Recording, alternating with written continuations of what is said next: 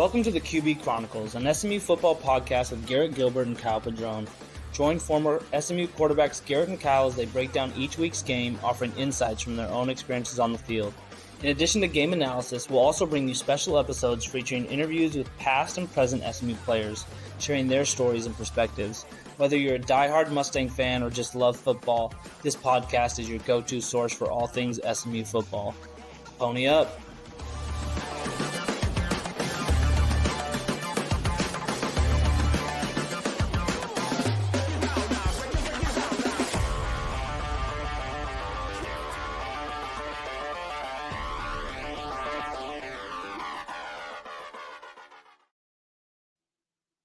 Love that intro.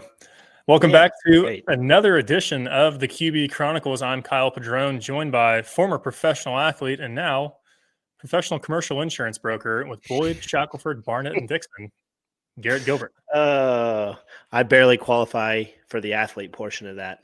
Just for the record. No. What's up, man? Not like the hat. Thank you. I see you got the Christmas tree up. Got the Christmas tree up, got the stockings, and mirror image. Yeah, they got are. The stockings, and we are underway with Christmas decorations. But a lot to be thankful for. Had a great Thanksgiving. Hopefully you did too. It sounded like y'all had a great trip too. Maybe a tough trip coming back, but to Albuquerque and a little bit. We had fun. We went to Austin, go to visit my parents for a few days. Dropped a car off at the airport, rented a car, drove it down to Austin, and then stayed there for a couple of days, and then flew from Austin to Albuquerque to go watch Kylie, my wife's dad's high school football team, play in the state championship. Dominant defensive performance by them, 26-8. And then flew home what was supposed to be Sunday night and turned into very early Monday morning flight. So everyone's playing catch up in the Gilbert household. Well, welcome back. It's a family of champions. The Gilbert. That's right. I don't know Kylie's maiden name, but family of champions nonetheless. Coach Kilmer, straight out of Varsity Blues. Oh, that's awesome. That is awesome. Well, congrats to, I don't know the name of their program if you want to share it, but congrats to their program. The Cleveland Storm. Congrats to the Cleveland Storm on a state championship. Love that. Well, we have a championship of our own, regular season champs with the SMU Mustangs. Improved to 11-1 on the regular season, finished the regular season 11-1, ran the table in the ACC in their first year in the conference, went 8-0, dominating fashion to close it out, 38-6 victory over California. And now we earned our spot into the ACC Championship where we'll take on Clemson. Interesting. We'll get to that later as you know how Clemson got to this game, even coming off of a loss. But man, just what a freaking year. The program is in great hands. It's in a great trajectory. And, you know, can't be more proud of the work that our guys have done all year long to get to this point. And to run the table in your first year in a Power 3 conference is incredible. And just shout out to all the players, the coaches' staffs, the coaches' families, all the sacrifices that go into something like this. But there's still more to be done. Alumni, boosters. What's that? I said the alumni, the boosters. It was a full program effort. But I think you are getting to the most important part. Still work to be done. Yeah, still work to be done. Obviously, you play the Clemson Tigers in Charlotte this Saturday. But before we get there, let's jump into what was a dominating win over Cal. I'll let you give your takeaways, but overall, just a dominant performance. Yeah, I thought it was a very good win. It was. I was looking forward to watching Fernando Mendoza, Cal's quarterback, play because I got to know him a little bit this past summer at the Manning camp. So unfortunate for Cal to find out that he was going to miss the game just before kickoff with an illness. But that being said, a very dominant performance from the Ponies, led by, again, I think the defense. We held Cal to 250 yards, no touchdowns. I think maybe had goal to go one time and ended up kicking about a 35-yard field goal because they got sacked, almost out of the red zone. So another very, very solid defensive performance, and one that we're going to need next week going into the ACC title game. Offensively, again, where we like to specialize and spend most of our time, I thought that the game was very solid. I think Cal's defense has been phenomenal all year long, so it wasn't like this was going to be a walk in the park. They made things difficult on us, and Cal's a well-coached football team and have been all year long. They made things difficult on us, and we were still able to find a way to never really flirt with it being a close football game. The outcome was never really in question after we went ahead 7-0. And then 14-0 and so on and so forth. So I thought I was pleased with the effort all the way around. It was another thing that was fun to see. I watched this actually on my phone on the way home was Preston getting back in there and leading the touchdown drive and threw one to Keyshawn, and Keyshawn made another fantastic catch in the back of the end zone, and then went to go pull a TO and celebrate with the cheerleaders. So that was really fun to see, and I think it was a great finish to the season. I think we'll get to some football around the country. I think it would have been easy to sleepwalk through this game. I think we kind of knew what was at stake, but I think it would have been easy to sleepwalk through this game with the ACC Championship berth already locked up. So great job by the coaching staff getting the guys prepared and getting a victory to close out the regular season. Yep. Jump into some stats here. Offensively, 300 yards of passing, 415 total yards of offense. Obviously, Kevin, you mentioned Preston came in, great drive. He was 4 for 4, 75 yards and a touchdown. That touchdown pass to Keyshawn, just love that play. We'll talk about that more in a little bit, a little foreshadowing there. And then Kevin, another, super efficient night, 20 of 30, 225, 2 touchdowns, and collectively no interceptions, which we love to see. And then, a little bit by committee due to, I think, maybe taking care of Brashard a little bit. I know you sent a text of like, hey, did Brashard get hurt? And he's in there a couple carries, a couple plays later, getting, dinged up a little bit more. But I think trying to protect him a little bit with the knowledge that we are playing in the championship game next week, trying to protect and keep as many guys healthy as possible. But still 16 carries for 68 yards for our favorite player, 1 touchdown on the ground. And then he had 3 receptions for 66 and a touchdown receiving as well. So Another big game for Brashard. No surprise there. But I got to tell you, man, I'm super excited for Derek McFall. Another guy got into the running game. We haven't seen him really most of the year, at least not in a large way, a lot of volume. But the plays he was making out of the backfield, catching the football, and then a touchdown run too. Exciting. We're going to lose Brashard and obviously have a lot of great playmakers on the team, but excited to see Derek McFall and the growth ahead of him over the next couple of years with him being a freshman this year. So Derek, get some action. And then to talk about the receivers, I'll let you highlight your boy Hibner. But really another game where it's, by committee, different guys stepping up in different ways. But I'll highlight Keyshawn had 2 for 48 and a touchdown. Roderick had a good game, 6 for 42. And then Hibner, which we can I believe he's the Lake Travis guy, right?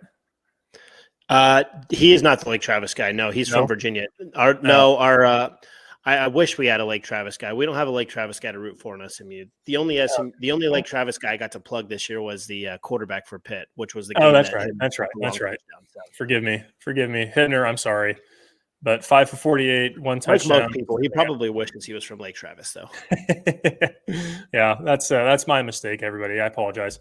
No, I mean, ever since RJ's gone down, Hibner stepped up, really stepped up huge way for us. But 5 for 48, touchdown. Opening the game, getting in the end zone there, and a touchdown for Hibbs there. And then you mentioned the defense. Isaiah Naquobia, 10 tackles on the night. Kobe Wilson, 7 tackles, 2 sacks.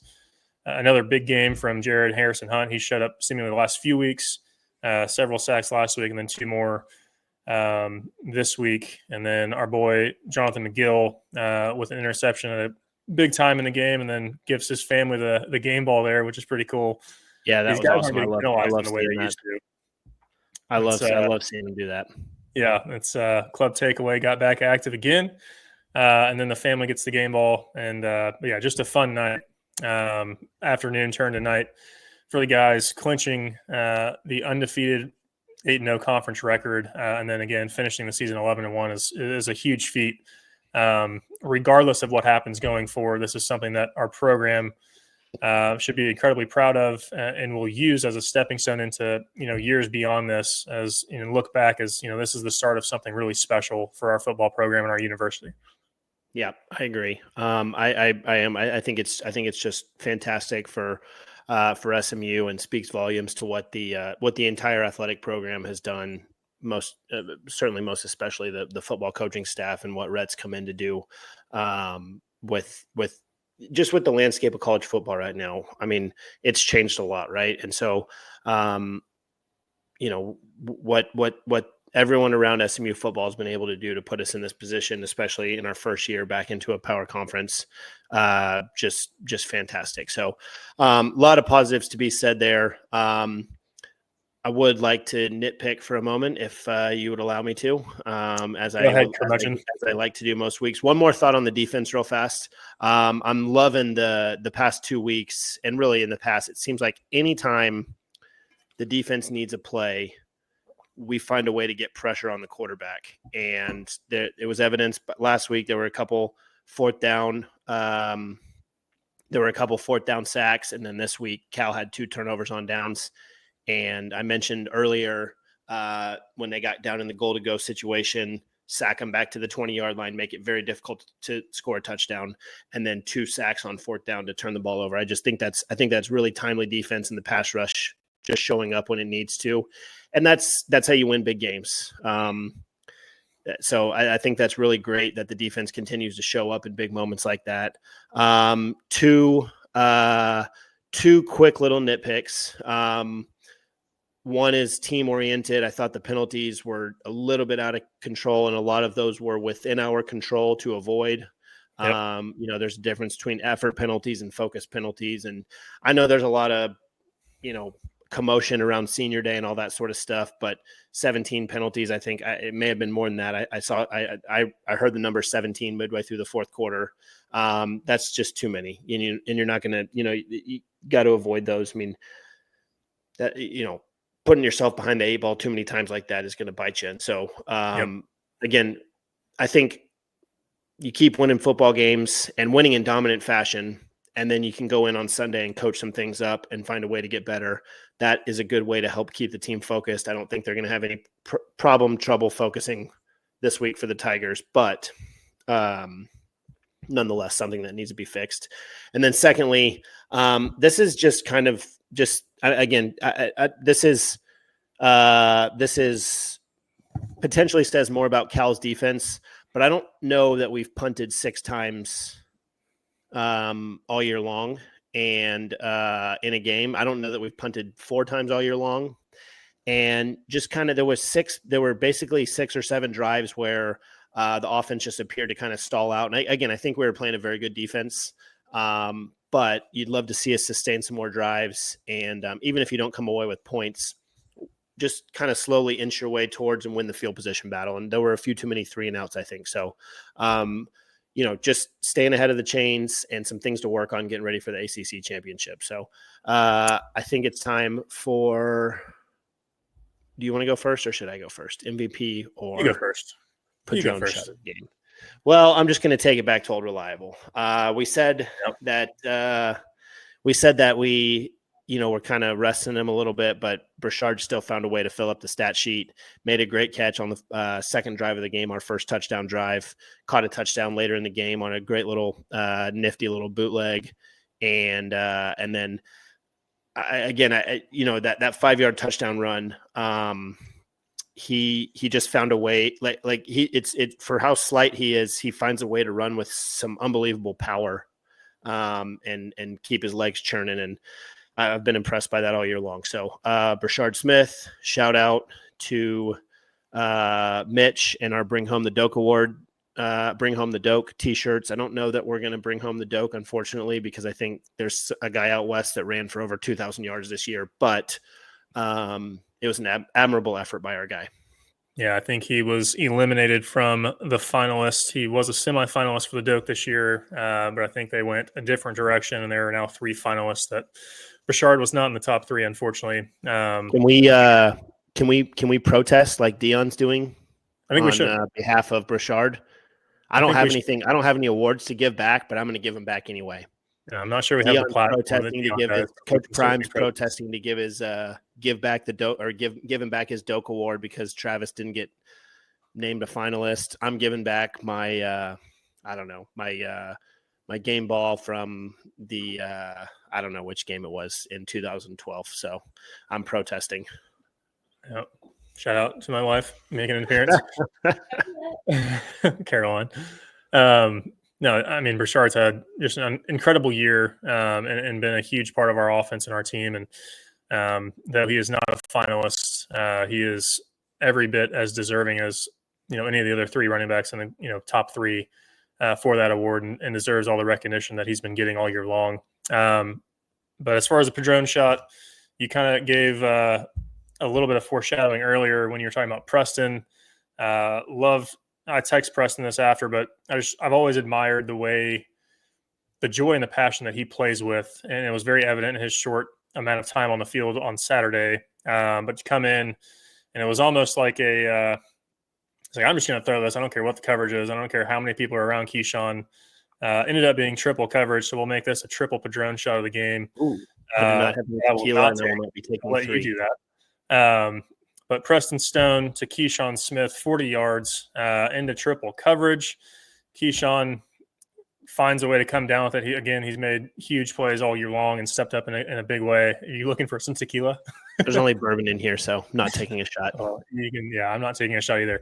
But if we did, it'd be a triple for our guy Preston Stone. Keyshawn Smith comes down with a huge play in triple coverage, and the Selly's the best part about this is he goes and mimics the old T.O., takes the pom-poms. I don't think he hit it quite as well as T.O. did, but we'll still get him. T.O.'s appeared to be choreographed. 100%. He's appeared to be made up on the spot. So a big fan of the celebrations. I am admiring the fact that they are not penalized in the same way that they used to be. I saw Brashard go over and pet Peruna. Keyshawn, obviously, with the pom-poms. McGill's passing footballs into the stands. It's kind of the Wild West in the new age of college football. Yeah, they're having some fun, aren't they? Yeah, they are. And they deserve the Wild West. Is it time to move on to the brawls? I think so. I was going to go around college football. So I think pretty much every game. We closed the book on Cal. SMU on to Clemson, 2.5-point favorites as it currently stands in Charlotte. I will be there. Will you be there? I'll be there.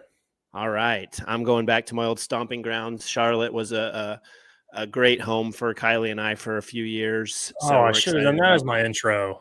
Yeah, well, that's true. There you go. Dang it. That's true. We lived there for about 18 months, and so we're going to go out there and make a weekend of it and have a great time.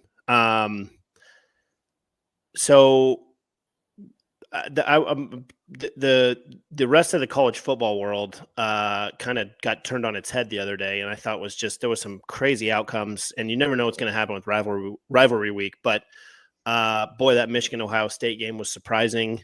I think it's a little bit unfair. I mean, sure, Ohio State has some great wins, but that's one of the worst losses I've seen in a long time. And now they just get to sit at home and watch conference championships and go to the playoff. The Big Ten basically is that now a big win for Texas? Well, good. Yeah, I guess it is. I mean, the Big Ten basically secured 4 teams being into the playoff by way of Ohio State losing. And maybe they would have got him either way, but it's that I find that to be interesting. And I think maybe it opened the door for like an Alabama to get back into its, well, Miami may have done that. Anyway, it was just it's a little bit interesting now with where the 12 and the 13 teams are going to fall. I sort of have put together a little bit of a list with like who I think is maybe safe and then who I think has probably got some work to do. I'll just go ahead and see if you agree with me here. I've got Oregon, Ohio State, Indiana, and Penn State in from the Big Ten. I think they're all 4 safe.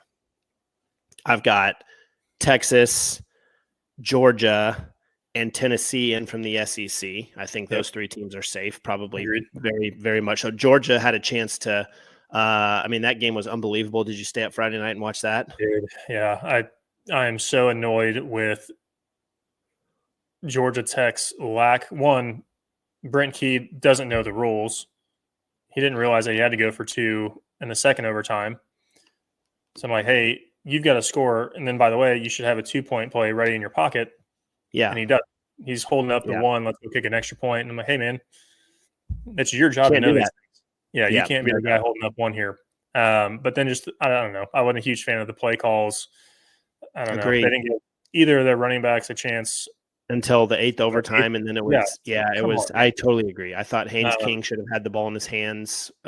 He was running all over him all night. I agree. That was frustrating. Yeah, Georgia snuck out. I think Notre Dame is safely in. I think they're probably going to be the 5 seed. They'll probably host whoever the last team in is on a home playoff game. Notre Dame, again, will never get a bye because they don't play in a conference, and those byes are reserved for conference champions. So they will probably always, the best they can do is the 5th seed. And then the Big 12 champion will be, and the ACC champion obviously will be in the Big 12 and ACC champion. I have SMU. This is maybe just a little bit of, I don't know if I'm like a doom and gloom type guy, but I have SMU basically on the edge of being safely in, as long as our game this weekend is a close football game. And then again, do I think we can win this game and win it handily? Sure. But I think, again, the committee has said in the past that they're not going to punish teams that make it to the conference championship that otherwise would be in. I think we are otherwise in, but you never know what they're going to do. So I don't know. What do you think there? Yeah, I mean, I am only concerned with how the results from this past weekend for both Miami and Clemson turned out. Yeah. Clemson got beat by South Carolina, who was another bubble team. And you mentioned they were their, everybody's sweetheart last week. And they lose at home against South Carolina, an SEC team, which fuels the fire. Georgia sneaks out against another ACC opponent in Georgia Tech. And then Miami goes and lays an egg in Syracuse. And while they've been a sweetheart to the committee all year long, I don't like the ACC outlook as far as getting 2 teams. I think we're probably for sure getting 1. But if we don't win, I don't think that we are securely in the playoff. I think we'll probably be definitely sitting on the edge of my seat on Sunday afternoon. Yeah, I am concerned that I don't know. I don't like having this situation. I think if Clemson and Miami both win last week, that paints the ACC in a great light. Yeah, I think we're securely in at that point. Well, and if Georgia Tech, maybe they'll respect the fact that Georgia Tech played the team that they've, obviously again, nobody knows what goes on in that room at the Gaylord. I might have to drive over there and knock on the door and see what on the window. Yeah, just see if they can shed a little light on that for me. Yeah. Okay, so that basically gets me to the teams that are at the mercy, and you already mentioned. So Boise State. If they win, Boise State has to play their way in. If they lose, it'll fall to whoever wins the AAC or I guess maybe Army. Yeah, that would be Army. I think it's Tulane and Army. And I don't know if there's another conference that has a chance to jump Boise State, but obviously if Boise State loses, they're not going to go. So whatever that 5th conference winner is, probably Boise State. Clemson is obviously winning in as the ACC champ. A&M was eliminated. So that leaves basically 4 teams to play for what could be 2 spots, but hopefully likely is only 1. You've got Miami, Ole Miss, South Carolina, and Bama, and I'm not even going to pretend to guess at which one that they'll like the most. If I had to pick one, I would say South Carolina is maybe the most deserving based on recent play, but I don't know that they're gonna. I don't know that they're gonna see it that way because Bama beat South Carolina, and So I think that kind of gives a little picture of what's going on. Clear as mud, maybe. Yeah, I think it's Bama or Miami in my mind are that last team in, and I think with the SEC bias, I think it goes to Alabama, and I think Miami might have played themselves out of the playoff. That's my take anyway. I think Alabama gets that last spot and gets that nod. I think Miami did play themselves out of the playoff, unfortunately, for the ACC and for just college football in general, and for Miami. But it's always going to go back to the SEC, unfortunately, I think. Yep. Speaking of which, I think there's very little drama to look forward to, but there's going to be some. UNLV will likely, if they were to beat Boise State, they would likely be the highest ranked group of 5 team. So they would probably remain ahead of, or they would. I guess they could potentially jump number 17 Tulane, which Tulane just lost, so they're dropping. I don't know. These rankings are all over the place. Anyhow. That's that. We got 10 or so college conference championship games this weekend. Going to be a lot of fun. That's about all I got to offer tonight. Aside from our conference championship game against Clemson play in Charlotte this Saturday night, what other conference championship game are you looking forward to? Well, I think the rematch of Georgia and Texas is going to be fun, but the stakes are pretty low. I guess they're playing for a bye, as is Penn State and Oregon. I'm excited to watch Oregon play a good football team again. They've basically been cakewalking since the Ohio State game. I think both of those will be entertaining. I think Arizona State is been disrespected for a long time, and they have been as hot as any team in the nation. I think they're going to be fun to watch if they can handle Iowa State. I don't know that a ton of teams really want to play them in the first round. So